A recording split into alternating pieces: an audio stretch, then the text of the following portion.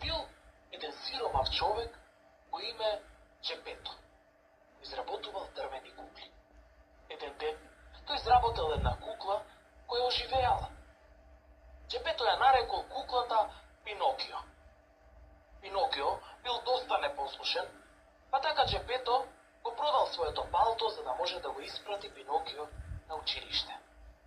Мислејќи дека таму ќе научи да се однесува подобро. Но наместо да оди на училиште, палавиот Пинокио ги продал книгите за да гледа куклена представа. Подоцна, Пинокио им се придружи во представата на куклите, каде заработија многу парички. Враќајќи се од представата, Пинокио попат сретнал една лисица и една мачка, кои сакале да му ги земат паричките. Одеднаш, една самовила дошла да ги спаси. Но Пинокио почнал да ја лаже дека оди на училиште, а со секоја негова лага, неговиот нос растел се поголем и поголем. Пинокио не се сменил и продолжил да влегува од невољи во невољи. Кога група момчиња го викнале да оди со нив на циркус, тој прифатил без размислување. Таму тие почнале да прават проблеми, а акробатот, кој работел во циркусот, ги претворил во магариња.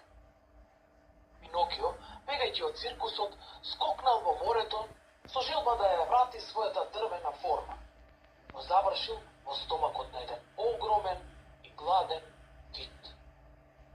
Загрижениот Джепето, кој долго време го барал својот палав син, бил проголтан од истиот кит.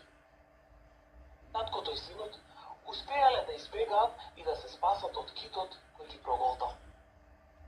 Така, тие запалиле оган во стомакот на китот, а тој почнал да кашла толку силно, што ги изфрлил на површината на брегот од морето.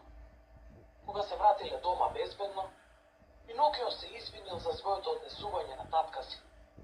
Следното утро, кога се разбудил Пинокио, повеќе не бил дрвена кукла, туку вистинско момче. Па така Пинокио и татко му се живеа среќно до крајот на животот.